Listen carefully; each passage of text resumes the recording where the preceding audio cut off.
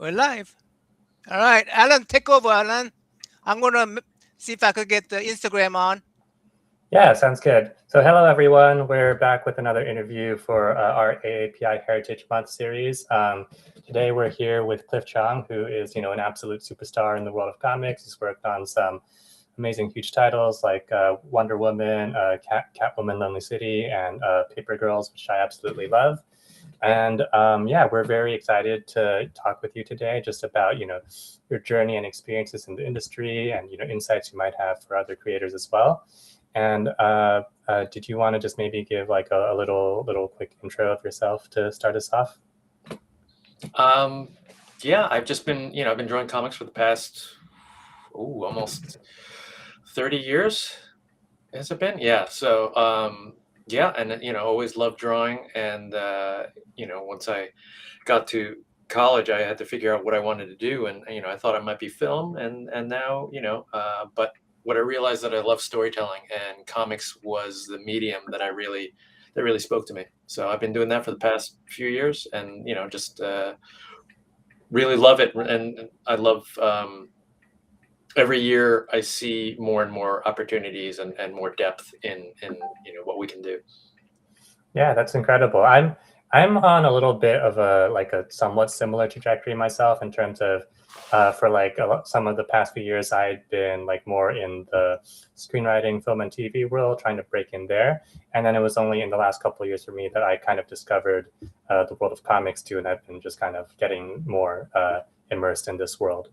Um, but yeah, I guess one of the first questions I want to ask is, even when you were giving your intro, you said you've been drawing comics, and I know you're someone who, you can do it all when it comes to the different stages of the comic book making process in terms of writing and drawing, and I know you do your own lettering as well, at least some of the times, right?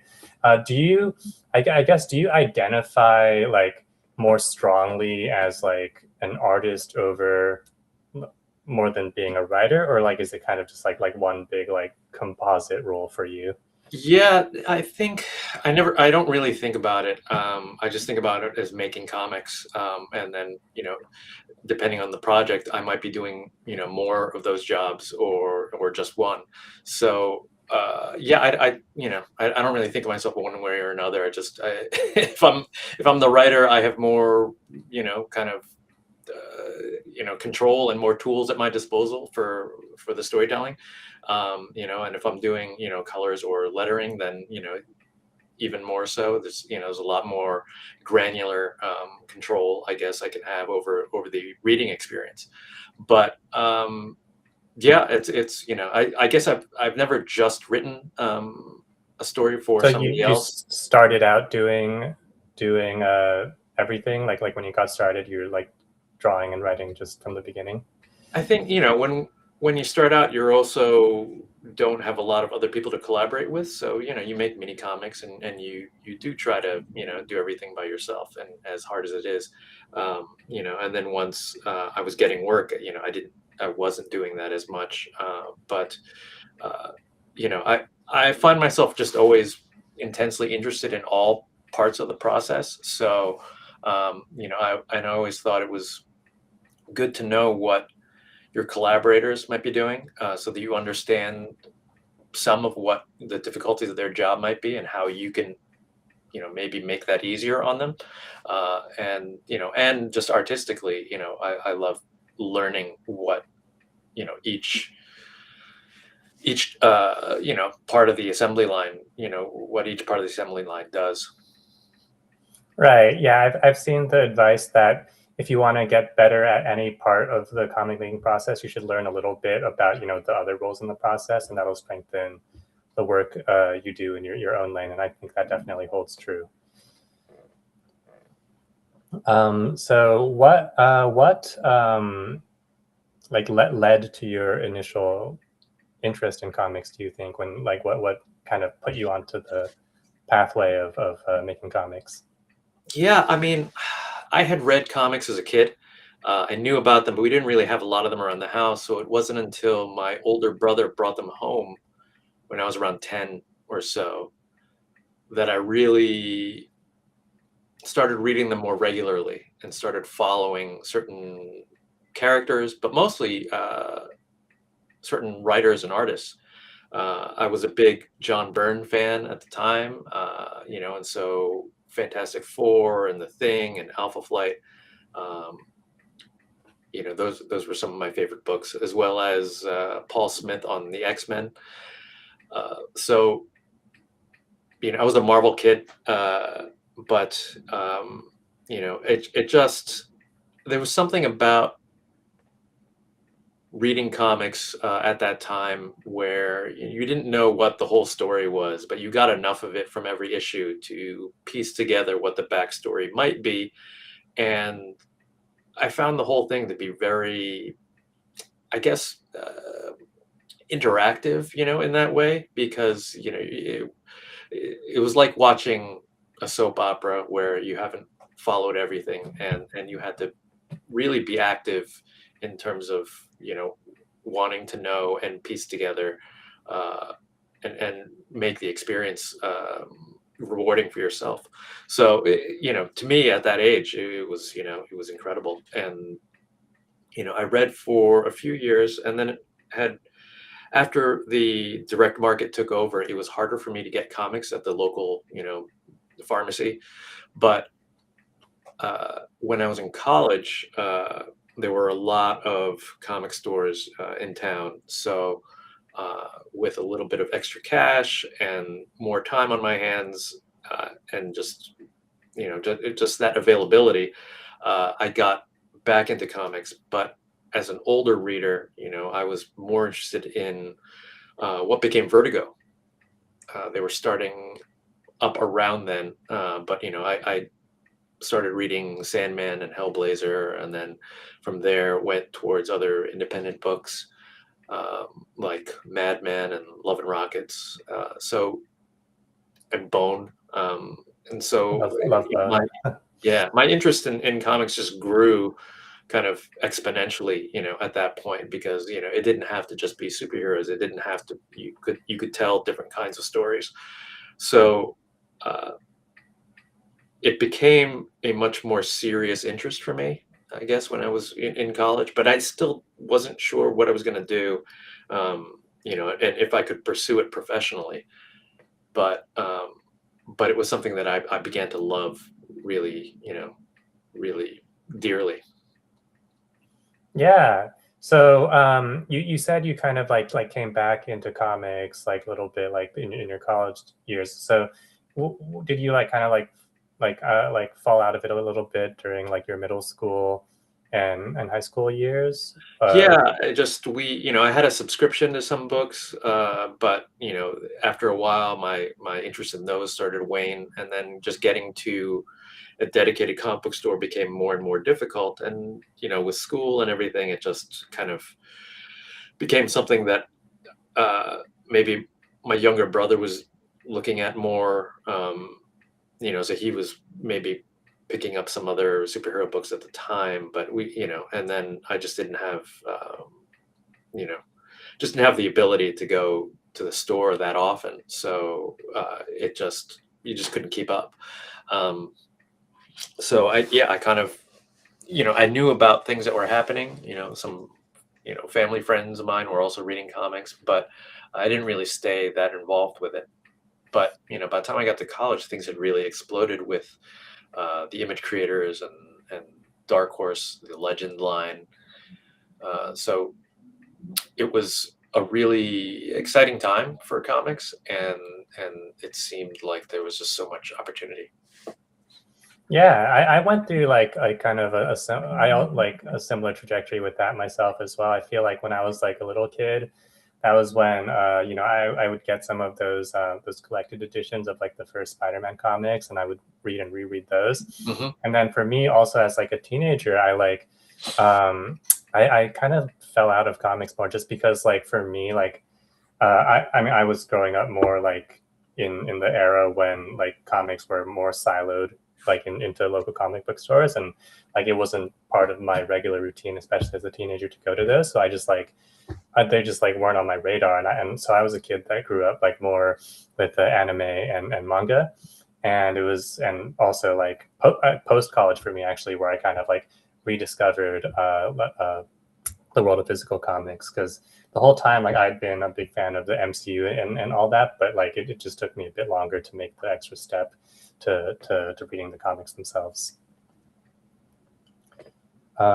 Cool. So one thing I wanted to ask is what you're working on these days. Like, is there anything that you have that's like more recent or upcoming that you might be able to, shout out or talk about a little bit? Yeah, unfortunately, I can't say that much about it, but I am working on a new creator-owned series Okay. right now, and hopefully we'll be able to, show a little bit more of it soon. But Yeah, I mean, it's always exciting just to know that there's stuff on the way. yeah, it's been a little quiet for me. I haven't had a lot of stuff out on the stands, but and then I did work on a Batman story with Brian Azzarello that should hopefully be coming out this year.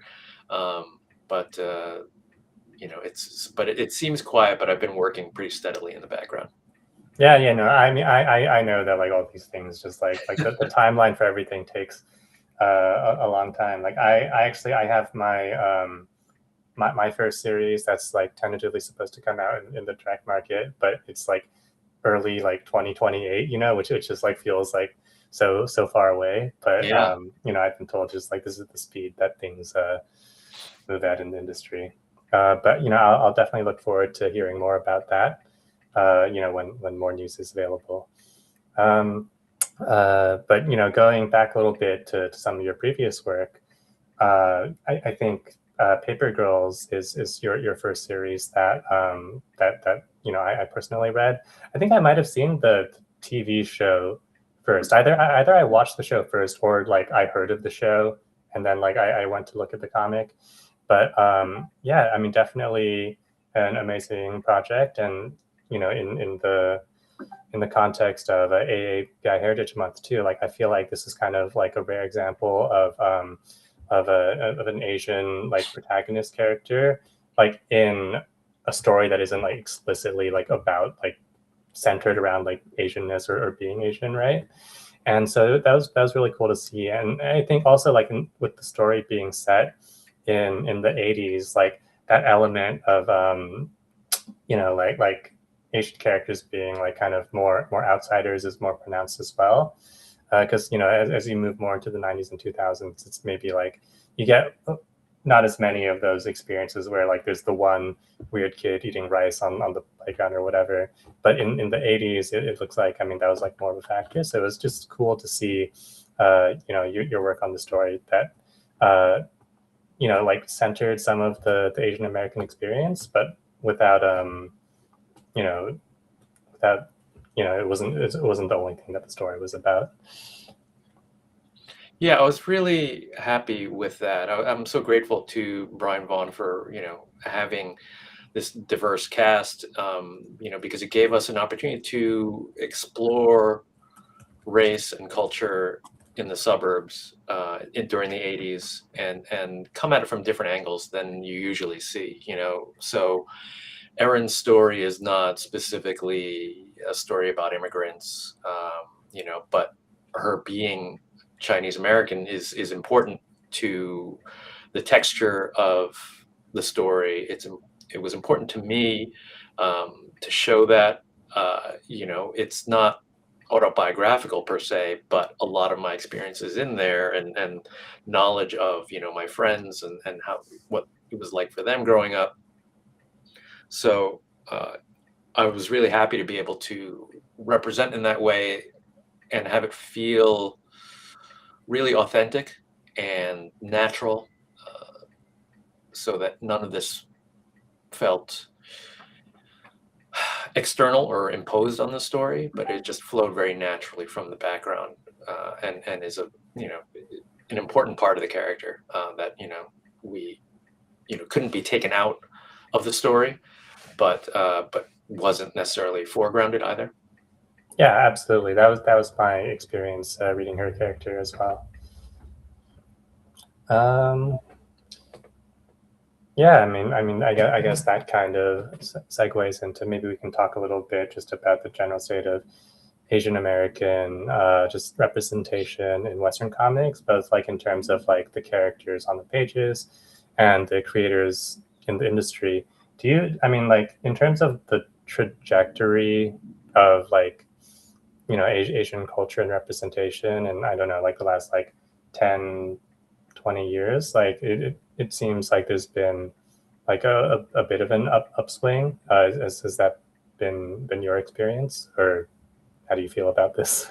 Representation where? I guess like just in terms of there being more Asian and Asian American creators in like the Western comics industry. Yeah, for sure. I think there's just been a huge influx of younger creators and people entering comics through YA books, through through mainstream superhero stuff, through independent books. So it's really heartening to see that. There are just many more outlets for people to work, and it's interesting to see their perspectives reflected. Especially there have always been Asians in the fandom, but it's important to also have people on the other side of the desk, editorial or on creatives. So it doesn't feel. Yeah, I myself don't feel as as much of an anomaly as I did when I was starting out. But even then, even when I was starting out, that there were people who blazed a trail before me. This, so that it was easy for me. You have Larry Hama. You've got Janice Chang and then Jim Lee and Sean Chen and Bernard Chang. Just so many people who use seeing Asian names in the books. Made it seem possible, that this is a job that, maybe I could do someday. Yeah, that's how it was for me as well. Like I feel like when it comes to the Asian creators in the industry, there's a good handful at this point, but it's still like it's not common. It's uncommon enough that like when I see like an Asian creator name, it's like something that I like kind of like take notice of especially.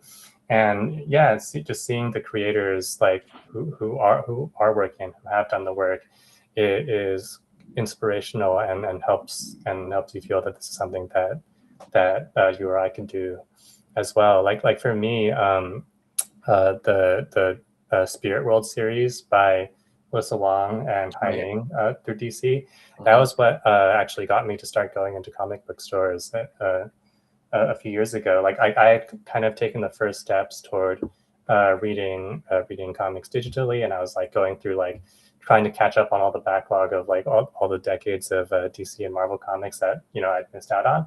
But it was a Spirit World when that was announced that got me to think like I like I have to go into the stores and read this immediately. So I think it I don't know, there can be a very powerful impact to seeing those Asian creators and stories in stores.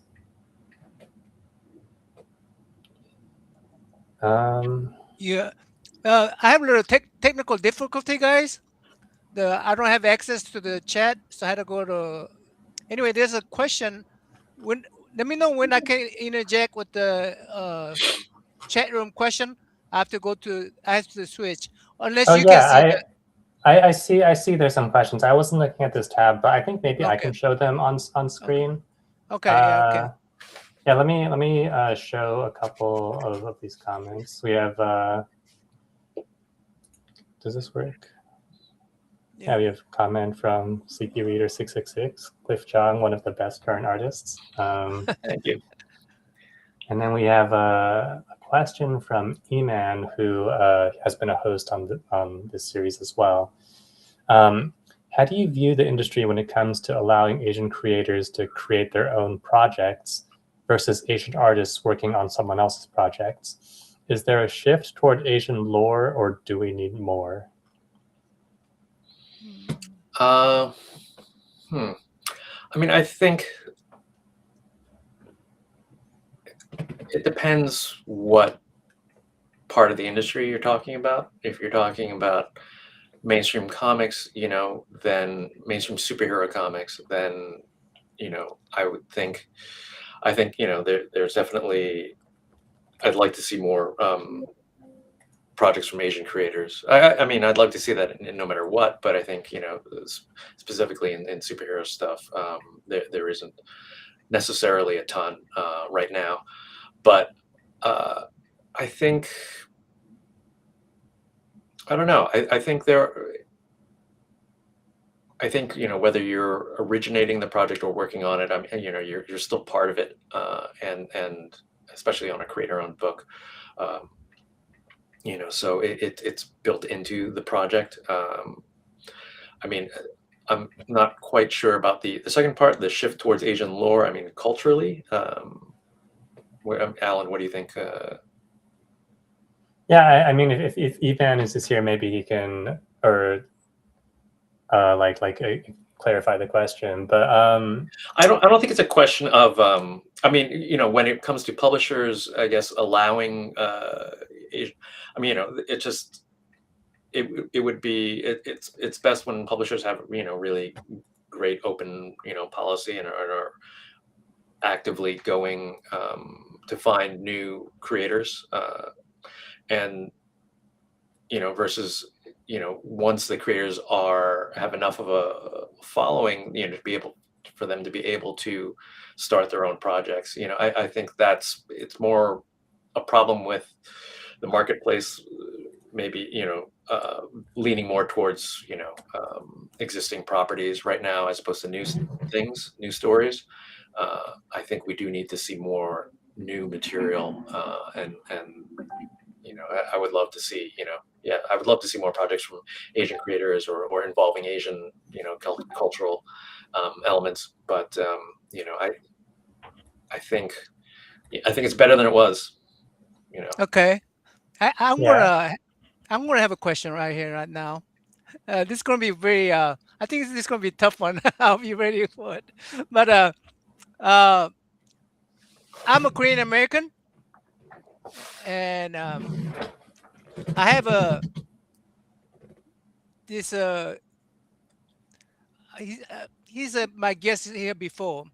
He's creating a comic book based on Korean history, in from the Joseon era, with the turtle ship and all that. And in one in one sense, I feel like, oh wow, we are being represented, but it's by a man who has no ties to Korea, right? Or is that me? Am I hearing something, guys? Something wrong? I did hear something. I don't know what the Was source it? is. There were some motorcycles outside. Maybe that's Oh, what. Maybe, okay, yeah, okay, okay. maybe that was it. Can you take that down? Anyway, so I'm Oh, wondering if the the so there's one aspect of me says I'm really it's really nice that Koreans are represented. In that in another aspect, I say, oh, I wish it was done by a Korean person who has tie with the history. You know. Mm. so So is that is that I mean, right now we're talking about writing a story, writing for someone else or writing Asian. Are we all going to be grouped into one group and say, Asians are all? Can we just, do something that is not tied to our culture? But we're already doing that, right? Yeah, so I mean, I think, I mean, the project is what it is, and I think there's no reason to not have another one too. That might, if you feel that, it's tricky. I don't know, if I weren't Korean, I don't know if I would necessarily be, comfortable writing something, from that point of view. But then again, if it's a historical, piece, then then you do your research. Then the proof is in the pudding. So if it's a good book, it's a good book. Yeah, I Yeah, mean, it's so the question is kind of, if I'm understanding the question, and it's like about like Asian creators writing stories about like aspects of Asian culture that like they themselves are not from. Is that right? Like say like Chinese creators writing about Korean history or vice versa. oh Is that yeah, what you're asking about? yeah, the Sonogong, the monkey god. Yeah. We have do I do you get a little more? Do you get more out of let's say Bernard Chang working on Sonogong than some uh, uh, person who has no tie to the culture writing something about Monkey King? Is it? Yeah, I think it's an interesting and sensitive topic for sure. Like even if you like expand it beyond just like the umbrella of Asian culture, like for me, like I'm always very impressed when I'm very impressed when I see like creators who are tackling like stories that are very heavily centered in other cultures, because like that seems like it's something that's like very challenging to do. And like for me, like I feel like it's stressful enough when I'm trying to like convey like Chinese culture and like making sure I'm representing that properly. And so, but when I see creators like putting in the research and telling like a believable story set in like a culture that presumably they're not a part of, it just seems like a very like impressive feat. I don't know if this is something that you've had experience tackling, Cliff, No, or I mean, it's hard enough writing anything, and then if you're not, from that culture, it becomes, monumentally difficult. But it can be done, So, I wouldn't say, that there are stories that shouldn't be, written, but or worked on, but it just depends on the book and what kind of story you're trying to tell. Or I think you want to be wary of trying to speak for a community that you're not part of. Mm. absolutely. Those are very, I don't know, kind of gut feelings about what a work might be trying to accomplish, and the kind of external. So you just have to see what the book turns out to be. For Yeah, sure. just the recognizing this is AIPI, so it's recognizing the each other's sensitivity, right? Yeah, Recognizing that and respecting the culture that we're going to represent if we're going to represent them. That sure. is not part of my culture, Right. and so I think that's extra hard for us. I think because we're all grouped into that one group, but we're not. We have there are so many of us different grouping within us. Yeah, and I would say, that's not something I would attempt in a vacuum either. I would reach out to friends and see if, I could get people who were more familiar with it to consult on it and on some level. Right. Does this feel right? Does this sound right to you? Is this okay? I mean, there's no reason. I'm always reaching out for feedback from my friends anyway. So, I would say, definitely to reach out if there's anything you're, you know, unsure of. Right. Yeah, it looks like we have a second part of Eman's question here, or he sent a few messages, so I'll like go through them. But looks like the second part of the question was, are we seeing more content regarding Asian lore, or can we use more? And I know you kind of already touched on Hmm. on this, Cliff, and I mean I'm personally kind of in the same position where it's like it seems like we're seeing like an uptick in those Asian stories, but I mean maybe selfishly like I think we can see a lot more. Like even like Spirit World, that was part of the DC initiative. What was it called? Like We Are Legends, I think, and that seemed like it was like a very like uh, like Asian centric initiative, and that's kind of like tapered off a little bit. But I mean, even now, like there was the Jubilee comic that just came out this week from Gene Yang and Michael YG. It was a story of Jubilee like just connecting with her roots in San Francisco Chinatown, I believe. So I don't know, like there is still more Asian stories coming out, but can always see more.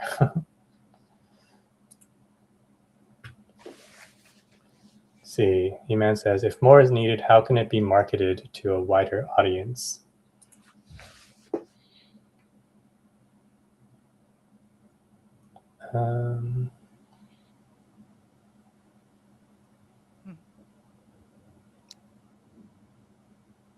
Yeah, I'm not sure how to answer that. I am not well versed on marketing, but I think if it's a good story and it's I don't know, a lot of I would say if you want that perspective to make sure that it's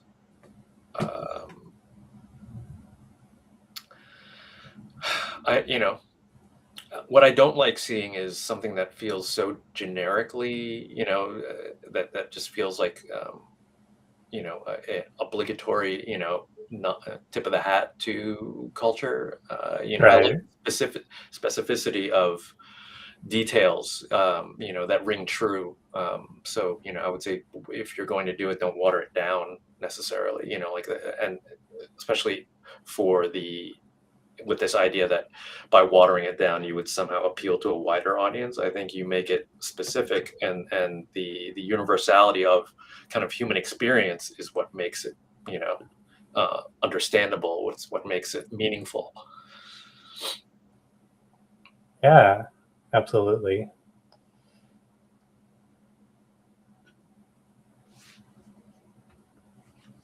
Mm. Uh,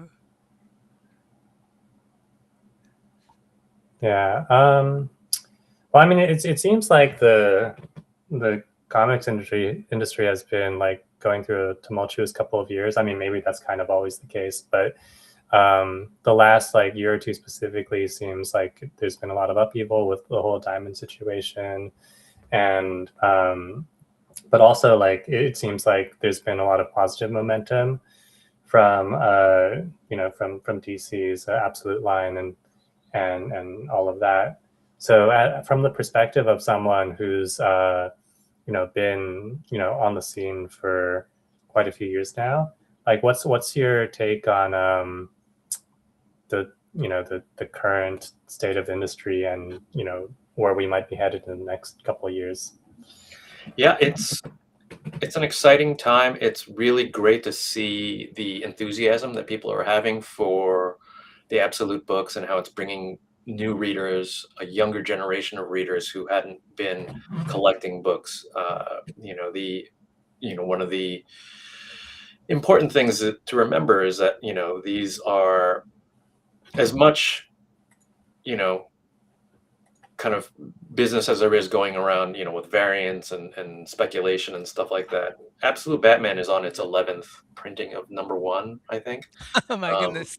And right, those aren't copies that are being sold on eBay. Nobody cares about a fourth printing, in terms of the value of it, But those are going out to readers who are, excited about the books and are coming in, monthly to pick up the book and to explore other types of stories. So, every few years, like there's a new generation that comes into the stores and starts picking things up. And what is interesting is we're definitely in now with a generation that has grown up with manga completely normalized, not as a niche interest, but as something that has always been around for them in the bookstores. So there's probably a greater media literacy with comics. Often you'll talk to older people who may not have read a comic, and they're not sure how to read a comic, whereas now you just have younger readers that have grown up on Raina Telgemeier and manga, and that's not an issue anymore. Comics is just another part of their diet, their literary diet. Yeah, that's a great point that, I hadn't thought of it in that terms before, because so often manga and Western comics are kind of like pitted against each other, in terms of like people talking about, oh, this is what comics need to learn from manga, or this is why manga is more popular than Western comics. But it's absolutely true that like when people have the experience of like reading a bunch of manga, then that they have more experience with the format of comics, and it's a question of I don't know, like finding the right stories that can entice them to check out some comics. Like it seems like Absolute Batman has been a big part of getting people to go into stores for the first time. I think recently with like because of the new season of Invincible, that's also getting new people to go into stores, and it is a very exciting time. I also see people talking about how like the dog man generation of comics readers is kind of growing up and getting ready to explore other comics as well. Cliff, are you ready to do some manga format? Are you ready to do some manga format? Uh, I love manga. I think a lot of creators like myself are inspired by seeing what people do, what mangaka do, but and seeing how to apply it into their own comics. So specifically a manga of my own, I think I think it's hard. One of the things that makes manga work is that schedule, that regular schedule, and coming out in serialized in anthology magazines, and we don't have that format here in the U.S. So but it's interesting. Can you do a cheaper, say, black and white book and have it come out regularly and keep keep an audience, or bring a superhero audience over to it. I don't know. But there's a lot of interesting, um, variations on that. There's webtoons too, and where you're just getting a different audience to check out your work. Yeah, I don't know. Manga, it does feel like it's everywhere these days, which is great. Yeah. Because I think it makes for better comics. I think people who read manga and American comics or European comics, like just getting a really broad overview of the types of comics can be made. It always helps. It's strange that people would.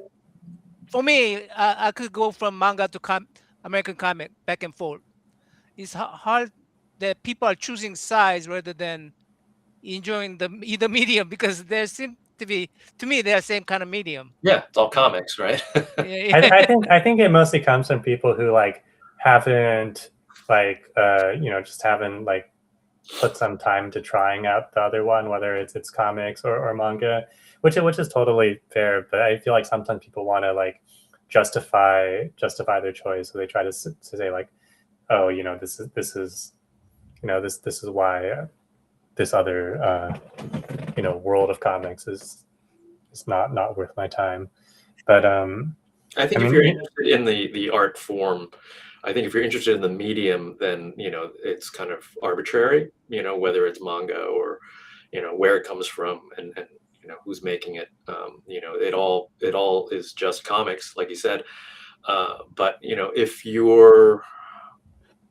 I think if your fandom is based around certain characters or properties, then it might be easier than to try and pit one against the other. right.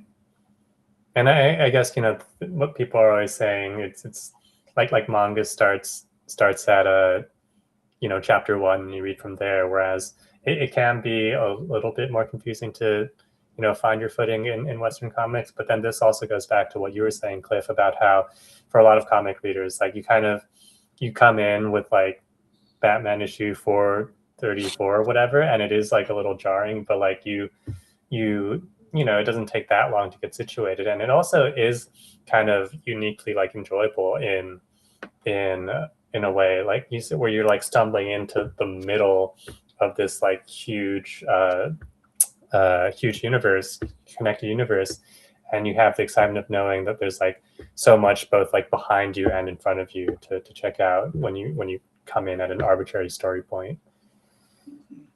Gentlemen, I'm going to come back. I have to do some technical problems. I'll be right back, and you guys continue on. I'll be Okay, right back. yeah, sounds good. I will hold it down. Cool. Let's see. Well, I'm just in terms of manga, I guess. Like, do you like regularly read or follow manga or anime these days? I try to. I have a Shonen Jump subscription. The app is great. It's cheap. So What I'll are, read. what are some of your favorite series? Dan Dan is great. I love Dan Dan. It's my favorite right now. Yeah, it's the designs are great, and the story is pretty. You never really know where it's going. Exactly. I think Inio Asano's work is fantastic. Taiyo Matsumoto, incredible. Just read Tokyo these days, and it hit me pretty hard. It was a really fantastic book. Yeah. No, there's so much amazing content coming out of the manga and anime space. So it's and anyone who's like, choosing to like not engage with either manga or Western comics is doing themselves a disservice, I think. Yeah. Well, something else I wanted to ask you about actually is I guess what advice you might have for newer creators trying to break into the industry, because it seems like it's one of those things it's always like a moving target in terms of because the industry is always evolving, right? So like what might have been true or worked well 5, 10, 15 years ago is maybe not exactly the case anymore. But from where you stand now, like what advice, what might you have to offer for some of those newer creators, whether they're writers or artists? Yeah, in terms of my experience, I'm not sure how much is translatable to today. It's been said that breaking into comics is like breaking out of prison. Like everybody's got their own way of doing it, and once someone does it one way, they like patch up the hole or whatever, right? So you kind of have to find your own way. But one of the things that I think is applicable when you're starting out is that you have to finish projects. It's really easy to set yourself up with a big, long, epic idea of because you're inspired by some long-running series that you also have, your Lord of the Rings, 300-page epic that you want to do, but you learn by finishing projects. So it's better to do a 3-page story, then work your way up to a 5-page, and then 8, and then 12, and then 24. You'll learn more by finishing something and then taking a look at it and assessing, what could have gone differently, what you can improve on, and what worked out great. But if you never finish the page, if you never finish a short story or a comic, you don't get that sense of, you don't lock in any of the gains that you make, the creative gains. It's really, you're just always pushing the boulder uphill. Right. And that temptation to go for the bigger projects, it's so natural. I mean, it's definitely something that I've succumbed to, because like you said, when we're starting out, we're like the works we're modeling after, like we see these big series like, The Walking Dead or Invincible or what have you, and we try to do the same thing. But I mean, those creators too, they had their, they all have their smaller projects that they did to kind of like learn what they were doing before tackling the bigger ones. And yeah, it always is important to start small. I guess, are there like any other? Oh, not Naman has joined again. Yeah, I think there are a lot of different venues for your work to be seen now. You know, between social media and you know, online web comics. You know, so getting your work out there, seen, is important. But also, I think uh, I think community is really important. You know, reaching out to other aspiring creators and getting to know each other and working together on things, or working together to get more visibility. Um, those things are really important. I think there's probably you know, that didn't always exist, and now it's so much easier to try and find people who are interested in a similar thing, uh, and to kind of pull your efforts, to, you know, to make a bigger noise, you know, to get more eyeballs on your work, you know. So I think there's opportunities there. You know, it's, you know, also, yeah, again, like, you know, the YA space, you know, there's so many um, books that are being made now, comics that are being made, that, you know, there are opportunities there that didn't exist when, you know, when I was starting out, and you were just hoping maybe for a short story, you know, in an annual. So I think there are different ways of, you know, breaking in now, but the important thing is to basically finish, to create work and finish it, and then, you know, and to think about, you know, where it might, less conventional, you know, ways of getting it seen. Yeah, I something I read recently that stuck with me was, I think someone said it's been, you know, it's like it's never been easier to like to make comics, and it's like never been harder to, you know, stand out or be noticed. And obviously those are things that like kind of go hand in hand, right? Because there's Yeah. like there's more, you know, there's more people like creating the work and putting it out there, which is amazing. But then like there's also, it's like more noise, I guess, and it makes it harder for any one person to find their way forward. So that's kind of just like the push and pull of you know, opportunity and you know, being able to vie for people's limited attention, especially as it seems like these days, like media and like social media presences, like everything is becoming like more and more fractured, right? Sure. So there's, you know, there's like more platforms and opportunities than ever before, but like everyone is so stratified between them that you know, trying to build your social media presence can be a full-time undertaking of its own. Yeah. Let's see. Do you have any upcoming you know, conventions planned or any events like that Yeah. in the near future? Not really. I'm buckling down and trying to get some work done. But, you know, in the fall, I'll probably be at New York Comic Con and Baltimore Comic Con. So Awesome. September and October. Yeah, you know, as I said, I lived in New York for quite a while, 10 years actually. And now that I no longer live there, I'm based in Las Vegas currently. But you know, now that I'm not in New York, I'm kind of kicking myself for not going to New York Comic Con like every year. Like I went a couple times, but now it's like, oh, it would have been like so convenient. You know, it was literally just right there. Um, and yeah, I haven't been back to New York since I moved out, but every year I think, you know, I got to go back for old time's sake. Um, how long were you? I mean, you were living in New York and Brooklyn before, right? Were you, how long were you living there, and when did you? Probably about 15 years or so. Yeah.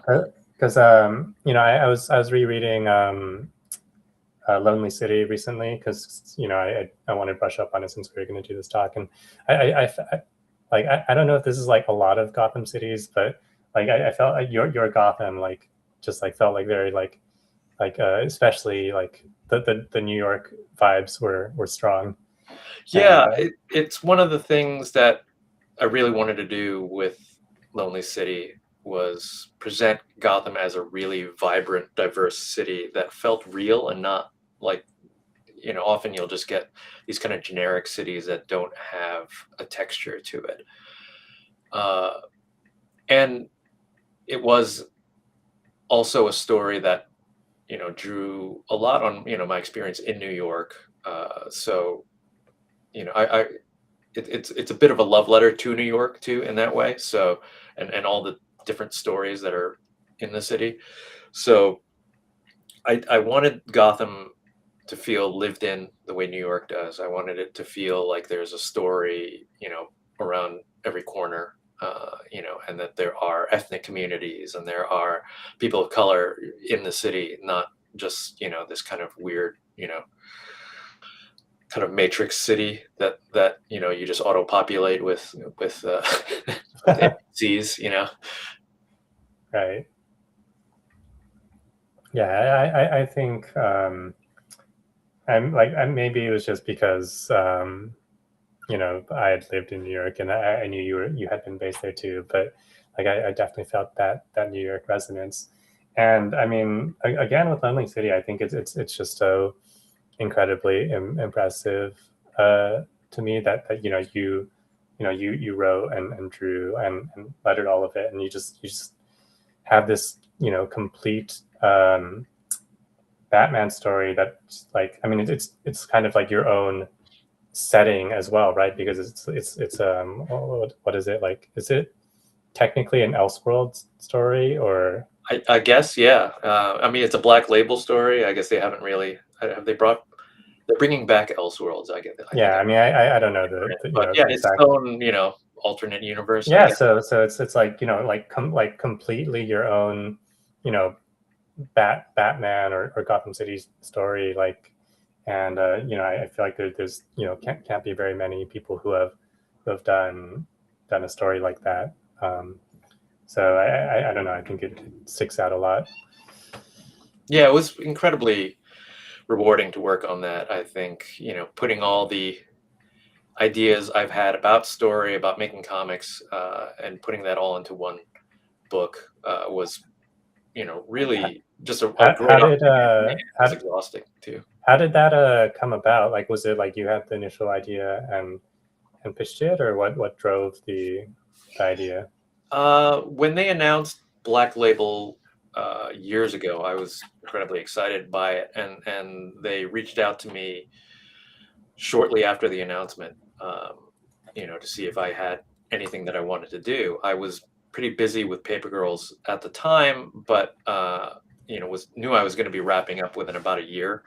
So I told them, I don't have any ideas right now, but give me 6 months, and then let's have another call. And for about I thought about it really hard for 4 months, and didn't have anything. Or if I thought about it really hard for 1 month or 2 months and then didn't have anything, and then didn't think about it until like a week before the call.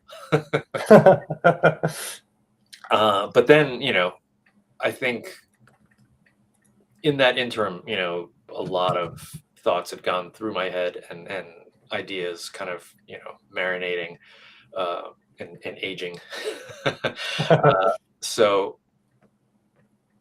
I came across, I knew what I wanted to work on. I wanted to work on a cool genre story that combined superheroes with something else, so it was always fun to read a war story that also had Superman in it or something like that. And so I thought about heist stories and Catwoman and how that is, it's great. It's very focused as an idea, and there's a beginning, a middle, and end to it. There's a structure that already gets implied by it, but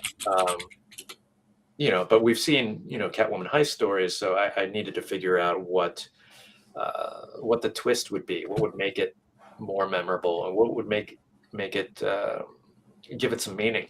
So when I came across, when the more I thought about it, uh, you know, I I realized that I loved the Ed Brubaker and Darwin Cook run of Catwoman, and that it had been almost 20 years since that debuted.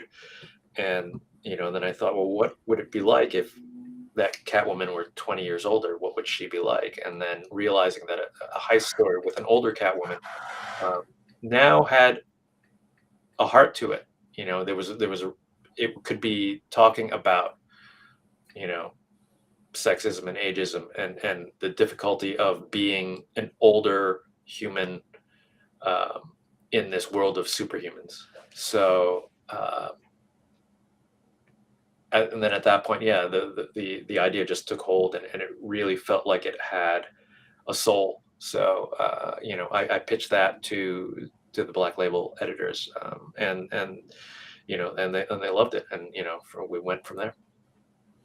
Yeah, like the whole concept of seeing the older version of Catwoman and other characters. Like, I feel like in the world of comics, it's like it's very like like inherently unsettling in a way to see older versions of characters, because like we're kind of used to the idea of them, like Batman is going to outlive us all, right? Like at like probably the same age that he currently is. Right. So when we see these versions of the characters, that like it makes us think about like I guess like it makes us confront our own mortality and aging in a way that we usually don't have to think about when we're looking at these superhero characters.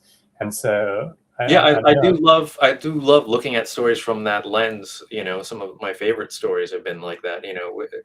Specifically, Catwoman: Lonely City. I wanted it to be about aging in this universe, in Yeah. this world, because we haven't really seen that. We've seen older characters, but not actually about the idea of aging and moving on, and your life um, being transformed because of it, and finding happiness and a sense of purpose in spite of not being the most powerful or the fastest or the you know um, Right. I think the thing that like I miss from it when like seeing like other versions of older characters is that like it doesn't usually they don't like focus on like the quieter moments of aging and kind of the feelings that go along with that. Like, there's just plenty of versions of like, older versions of like the X-Men characters and the various alternate futures and such. But usually, I mean, they're like, getting pulled into some, war or like apocalyptic event, which, is also cool. But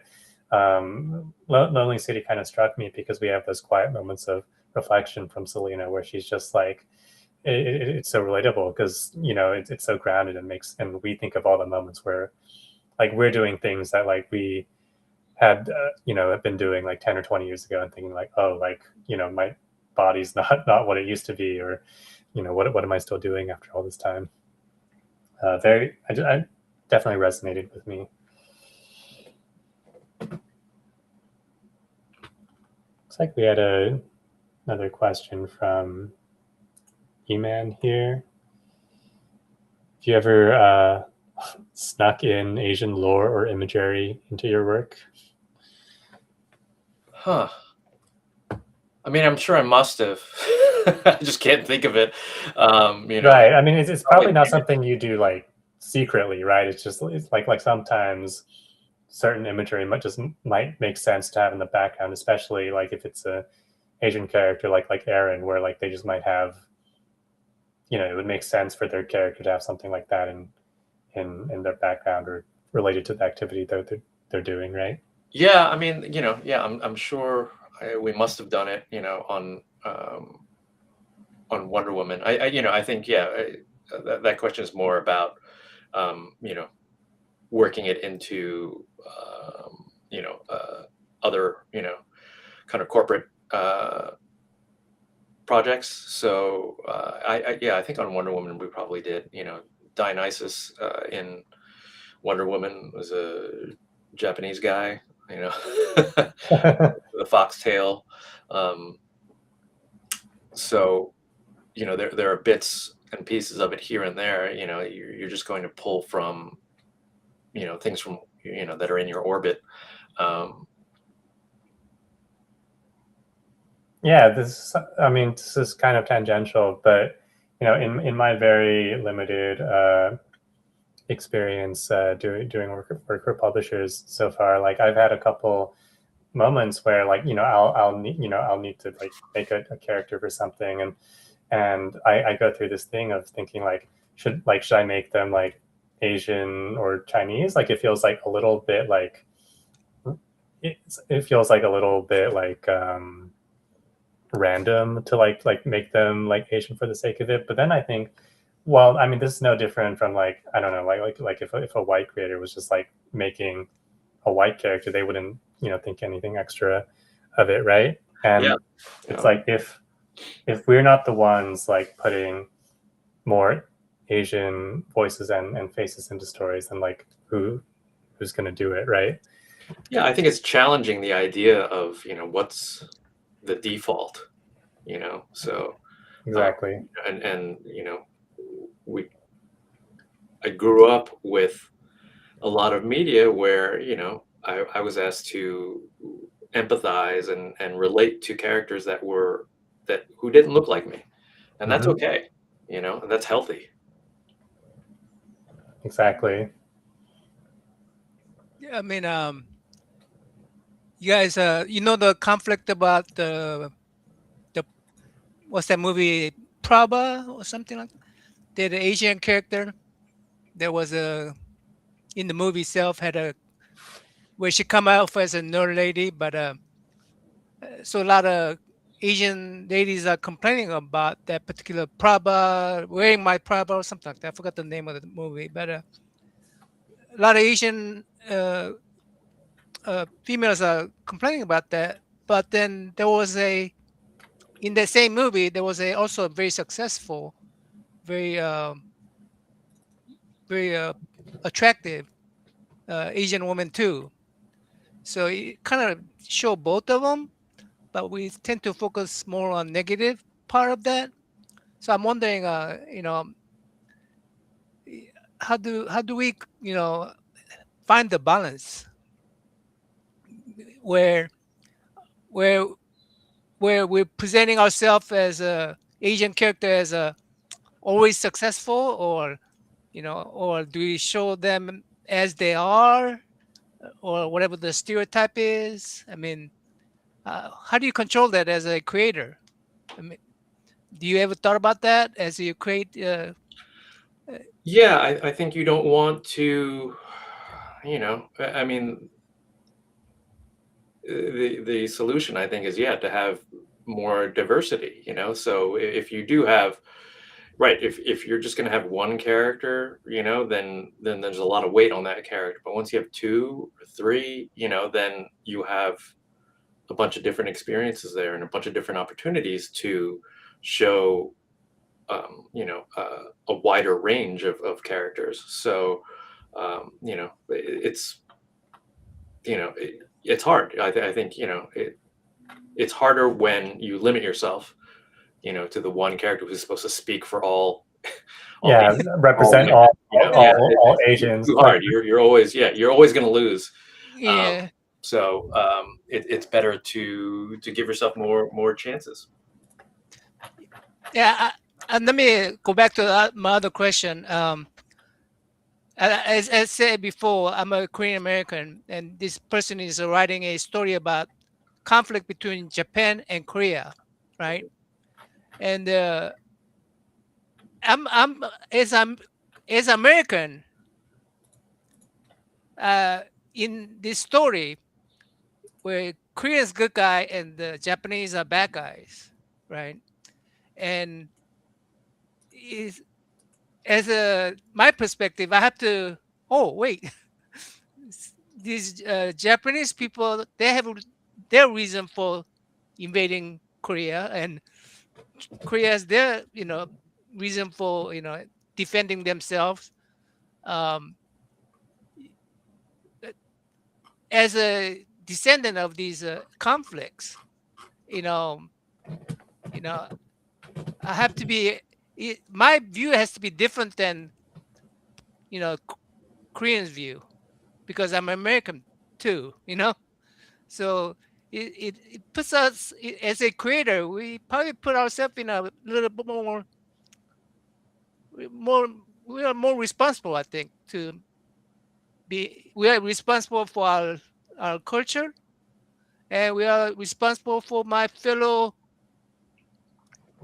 My friends that I have Japanese friends. I have Chinese friends. You know, at one time, so I cannot come from one perspective. I have to incorporate all these different perspectives, right? So I think it is very hard for us as a as a because we have so many perspectives, don't you I, think? I think making art, telling stories is an exercise in empathy. You have your perspective that you come from, and you also, on some level, are considering, your readers, your prospective readers, and what they might be taking away from the work. So, um, it's not, it requires you to try and, I don't know, think outside of your experience as well, like to consider Yeah, that at outside of least. your bubble, right?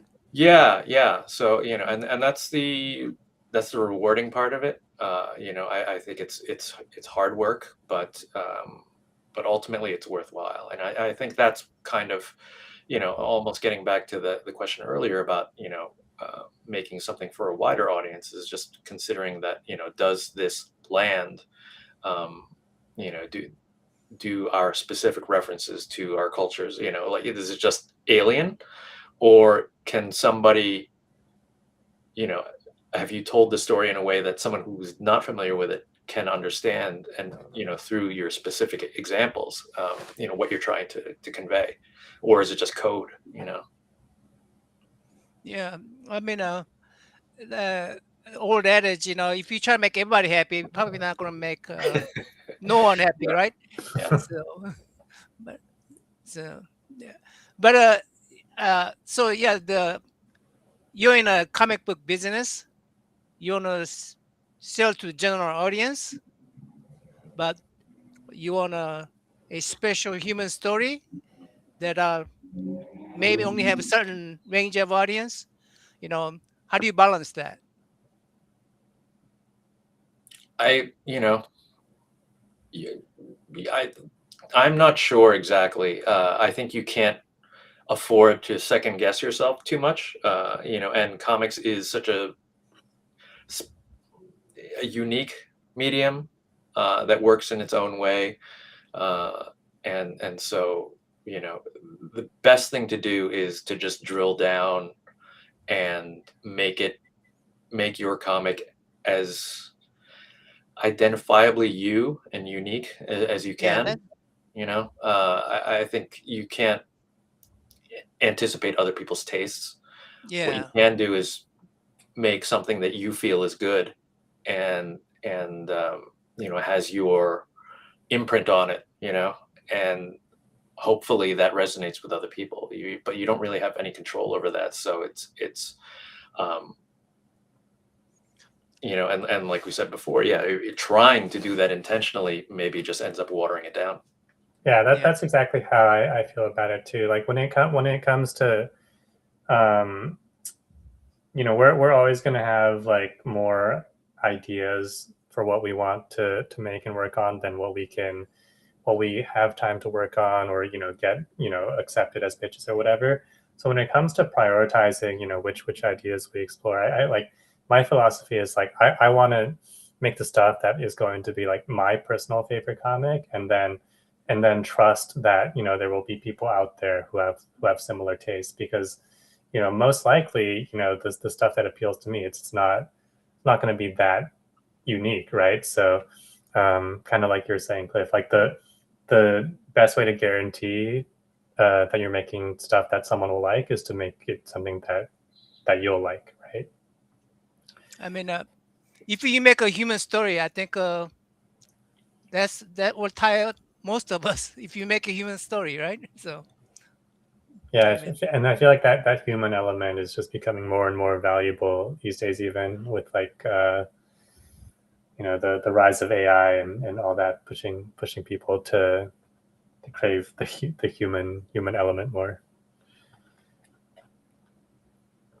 oh Um, did Cliff disconnect? Maybe yeah. I lost connection myself for a few seconds too. So we'll see if he returns.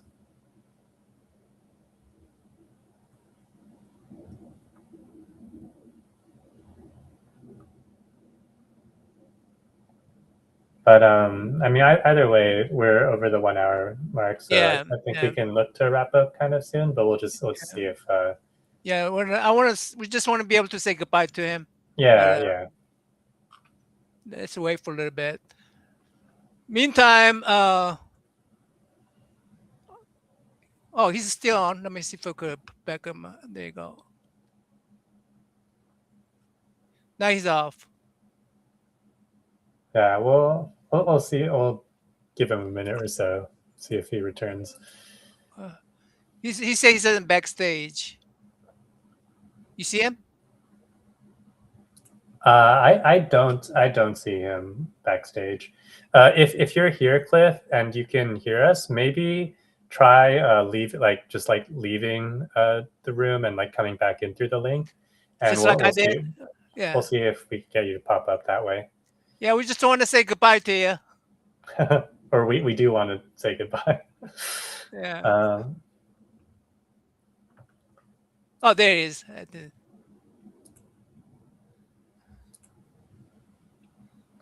hello. Yeah. Ah, there. Yeah.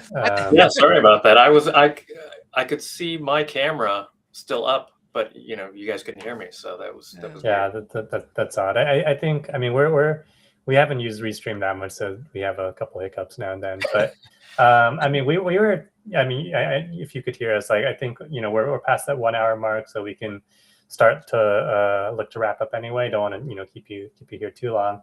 But and we kind of covered the basics of like your upcoming work that you can't say too much about just yet, Yeah. Sorry.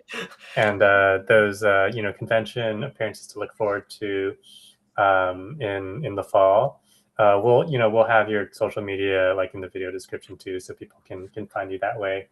Um, but other than that, yeah, I don't know, like if you had anything else you wanted to chat out before we go, or any parting words of wisdom to leave.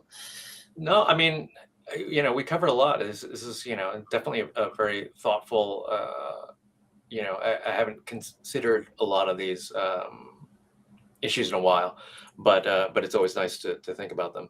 Um, Shout out, my friend Pornstack Pishet showed and Raphael Albuquerque. They're working on Absolute Green Arrow, which is coming out soon. Yeah, I am so excited for that. Pornstack Actually, is a like great person. I don't know if you've had him on the interview.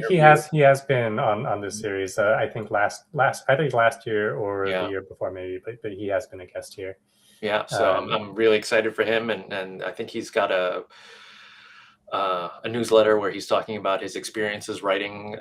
yes, Coming out with. I read all of those as soon as they come out. And they have so much great insight. Yeah. Cool. Okay. The yeah. This has been very fascinating conversation. I'm not a writer. I'm not a artist, but a professional. But I like to be at the age of 62 when I retire. But uh, uh, you guys you young people are teaching me a lot. Yes, so I appreciate that. I really appreciate that. A lot to learn from you guys. So, uh, you know, I'm sorry I got your link wrong. Please find the Cliff at. Uh, this was wrong, right? You saying this was wrong? Let me change I this. yeah, that shows Jason Liu's in Instagram. There, we had Jason Liu on as the guest yesterday. Oh, I'm Um, sorry. That. Okay, okay, that was wrong. Okay, I think it's just Um, Cliff Chiang on Instagram. Yeah, Pretty we'll much get that everywhere. fixed up. Oh, And okay, yeah, that's it. Okay. Oh, cool. I see. I see. I got the wrong link to that. Okay. He says Chang, but okay, I see.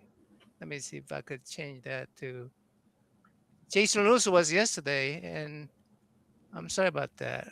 Oh wow, Cliff. That's okay. We'll put it in the video description. Yeah, So yeah, don't worry about that now, Naman. yeah, Cool. Let's just sign off to the yeah. viewers. Um, Yeah. Chat, appreciate you guys coming here. Sorry, I'm having too much technical difficulty. Normally I do something for them, but I'm just gonna let you go because yeah. this is too Thank much you. problem. Yeah. Thank you for Yeah. watching, guys, and we'll see you on the next one. Okay.